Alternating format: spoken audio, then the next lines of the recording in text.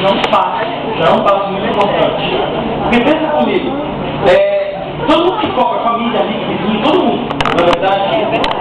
Então isso vai trabalhando contra você, e vai te deixando nervoso. Você acaba tendo uma obrigação de fazer tudo certo. E aí, se eu não passar, como é que fica o meu psicológico? Tu começa a pensar essas coisas, né? Então eu te digo uma coisa, cara. Pelo menos tu tem que fazer por ti, entendeu? Então vocês já estão no caminho certo. Eu consigo ver algumas pessoas aqui mais serenas. Antes da primeira prova, eles estavam assim, ó. Vocês entenderam isso aqui? Amanhã vai dar tudo certo? É natural, hormônio, a gente fica nervoso, é natural. Então quando a gente vê uma cena um pouco diferente, pra nós dá um algo então tu já vai com pé na frente da tua prova. Cara, é o seguinte. Lembra de uma coisa, se eu estiver falando de XX, é homem ou mulher? Mulher! Esses dois cromossomos aqui sexuais são do tipo autossomos ou alossomos? Isso, falou em cromossomo sexual, falou em sexo, quem tu lembra? Alossomos.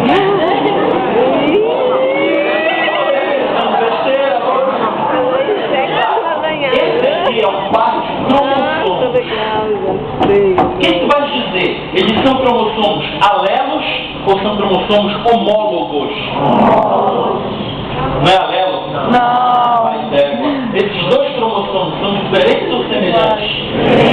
Semelhantes na forma e semelhantes no tamanho. Então, se eles são semelhantes, eu já começo com homo, que quer dizer igual ou quer dizer semelhante, dependendo do contexto. Homólogos. Pronto. Esses são os cromossomos homólogos. Se eu marcar um local bem aqui, ó, eu digo que são locus. Tudo bem? Local, locus. Eu tenho um gene aqui, que é o gene azão. Ele é recessivo ou dominante? Porque geralmente nós escrevemos o gene dominante com letra maiúscula, mais égua. E bem aqui no mesmo locus, na mesma posição do cromossomo homólogo a ele, eu tenho que ter que gene? A? Pode ser um B? Não. Se esses dois cromossomos são homólogos, eles são parecidos tanto no tamanho quanto na forma. Obviamente, os genes que estão dentro deles também são semelhantes. Aí eu vou ter um gene A bem aqui, ó. Bom, sendo assim, eu formei um par de genes, que é o par azão-azinho. Azão-azinho. Esses dois genes são chamados de genes homólogos ou genes alelos? Alelos. Aí eu tenho genes alelos. Então, se eu falar de cromossomos, eles são alelos ou homólogos?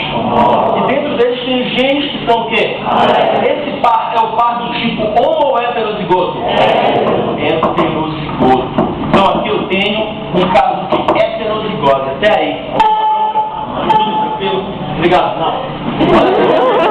Bem aqui embaixo, nos cromossomos, eu tenho também gene B. No mesmo locus dos cromossomos tem que ter o quê? Gene B. Vou colocar um Bzinho aqui. Fica Bzinho, Bzinho. Este par é hétero ou homo?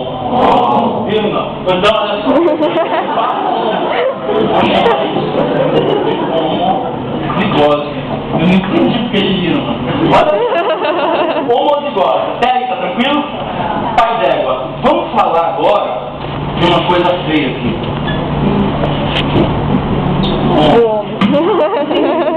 Homem. Nessa parte da aula, nós gastamos mais de meia hora. Vou ficar aqui uns 10 minutos só, tá? Nessa parte da aula, não sei porquê. Olha só, daqui pra cima, o homem nascido, daqui pra cima, esses dois cromossomos são diferentes ou semelhantes? Tá, o que tu vai dizer? Que aqui eu tenho regiões homólogas. Olha só a diferença. Aqui são cromossomos homólogos, porque na mulher, se é XX, ambos são semelhantes em todos os pontos. Agora, no caso do homem, só daqui para cima eu tenho regiões homólogas. Os cromossomos em si não são homólogos. Tá. Nessas regiões homólogas, o que tu vai dizer sobre os genes? Serão diferentes ou parecidos? Se eu tenho bem aqui um gene W, no mesmo locus do cromossomo Y na região homóloga, eu tenho que ter que gene? W. E agora a gente vai ver o que difere de fato o homem da mulher. Essa parte de baixo. Que são as regiões, não entendi, não homólogas, perfeito, não homólogas. eu tenho genes iguais ou diferentes agora? Bem aqui eu tenho um gene K. Bem aqui eu tenho um gene J. Beleza? Está vendo como não é mais a mesma letra? Então esses genes determinam a mesma característica ou características diferentes? Faz d'égua. Se no dia da prova, que coincidentemente amanhã, ele perguntar, este par é homozigoto ou heterozigoto? Este par é homozigoto ou heterozigoto? Tu vai ter dificuldade? Não. Beleza. E se ele perguntasse sobre o gene K? Cadê o par do gene K? Não tem. Não tem, porque ele está numa região do X que é homóloga ou não homóloga? Não. Vai d'égua. Então estaria faltando um par aqui. Esse par não existe. Nesse caso, se ele faz uma pergunta, ele puxa o tapete. Tapete. Ele puxa o tapete. Este é um caso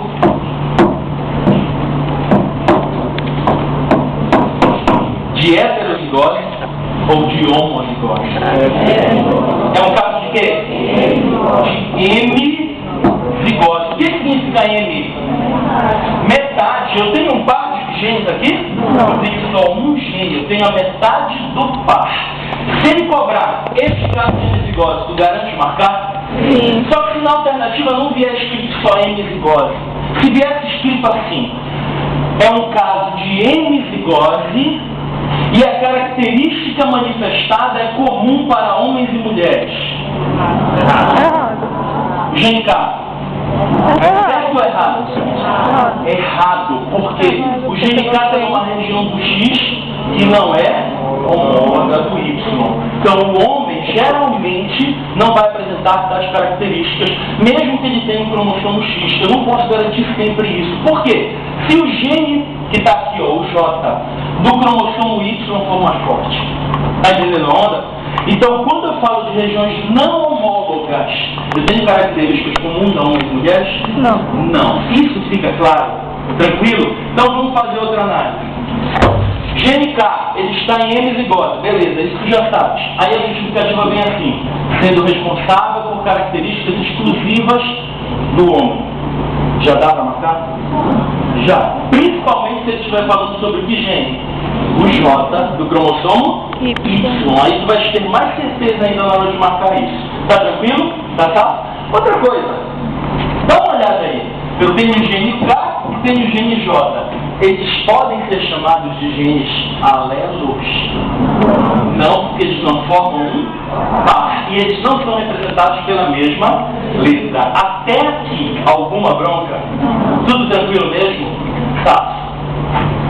Não, já entra aqui no planeta. Olha só. Uma outra coisa que eu queria falar com vocês é o seguinte. Tu lembras de eu ter falado aqui de manguezais? Sim. Perfeito. Só me responde uma coisa. O manguezal...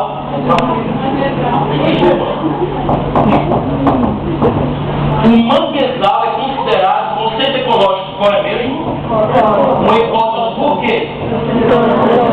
Ele é uma zona de transição entre um ambiente aquático e um ambiente terrestre.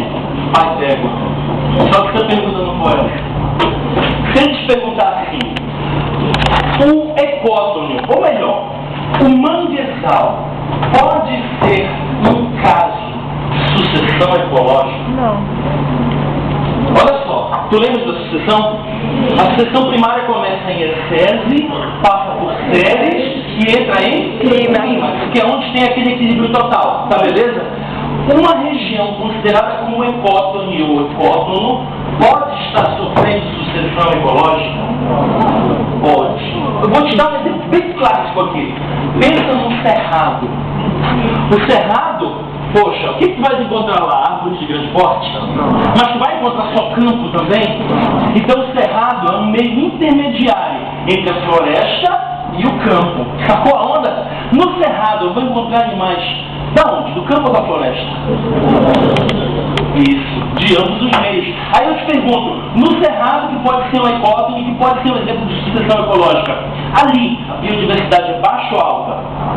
A biodiversidade é enorme, porque ela mistura indivíduos de ambos os meios. Vamos dar nome às coisas aqui? Onde o macaco vive? No campo ou na floresta? O macaco vive na floresta. Onde o gafanhoto vive? No campo. Beleza. No cerrado tem grama? No cerrado tem arbustos? Pai d'égua. Então qual dos dois? Gafanhoto ou macaco você vai encontrar no cerrado? Os dois? Então me diz uma coisa. Por que o gafanhoto foi ao cerrado se ele já estava no campo? O que atraiu o gafanhoto para o cerrado? A gafanhota? E gente, o que o animal passa a vida toda procurando se ele não estivesse reproduzindo? Alimento. Não é alimento? Pode reparar, cara, qualquer animal, em qualquer momento ele está procurando o que comer. Tá fácil? Então esse gafanhoto foi para o cerrado porque lá tinha o quê? Que alimento? A grama. Lembra? Ele vive na grama porque ele se alimenta lá. Tá, por que o macaco foi ao cerrado? Por alimento, que alimento? Grama? Quem? O gafanhoto. Daí em diante eu passo a imaginar o seguinte, que a única coisa que faz os animais irem para um ecótono, ou é a questão reprodutiva, que não está em questão agora, ou é a questão alimentar. Sendo assim, me diz, quem é o produtor nesse ecótono? A grama. Os arbustos são também? Não. Eles não vão entrar por enquanto nessa cadeia alimentar. A grama é o produtor e ela representa o primeiro nível. A energia nela é maior ou menor? Maior. Mais égua. Aí o gafanhoto vai ser o quê? Flor primária de primeira? Tranquilo, isso você já sabe, tranquilo. E o macaco que come o gafanhoto? Consumidor? Secundário. Segunda? Então eu tenho uma cadeia com grama, gafanhoto e macaco. Quem é o primeiro nível trófico? Grama. O produtor. Quem é o terceiro nível trófico? Macaco. Quem é o segundo nível trófico? Gafanhoto. Quem tem menos energia? Macaco. Porque ele é o consumidor secundário. E o último consumidor sempre tem a menor taxa energética. Quem tem mais energia? A grama, que é o produtor, sabe? O que acontece com a energia ao longo da cadeia? Diminui. Mais d'égua. Só que se eu gostasse dessa grama, não quero mais que o gafanhoto coma essa grama. Vou jogar uma proposta aqui. Um agrotóxico na grama. Eu quero matar quem com esse agrotóxico? O gafanhoto. Ou eu mato ou eu afugento. Tudo bem? Mas como eu borrifei o agrotóxico, quem vai ser afetado? A planta, pelo agrotóxico, pelo poluente, o gafanhoto ou o macaco? Os três. Quem? Os três. Mas eu borrifei agrotóxico na planta. Sim. Porque como o outro não vai ter mais. Então tá, deixa eu organizar minha pergunta. No momento em que eu lanço o agrotóxico na grama, no momento, em primeira instância, no primeiro momento, quem se contamina? Gafanhoto. A grama? O gafanhoto no primeiro momento, não? Sim. Porque se eu borrifei ele também, respira. Sacou a onda? E o macaco no primeiro momento ele se contamina? Não. Não? Sim, porque se eu borrifei ele também respira. Vai ter agrotóxico nos três, concordas até aí? Sim. Esse agrotóxico que eu joguei, pode ser um inseticida qualquer, ele serve de alimento para um dos três? Mas ele vai o que então? Ele vai ser consumido ou acumulado nos três? Acumulado. Então eu sei que a grama vai ter uma taxa X de agrotóxico, o grilo vai ter também uma taxa X de agrotóxico e o macaco também X de agrotóxico. Tudo bem? Só que quando o grilo comer a grama, com quanto ele fica de agrotóxico? Por que 2x?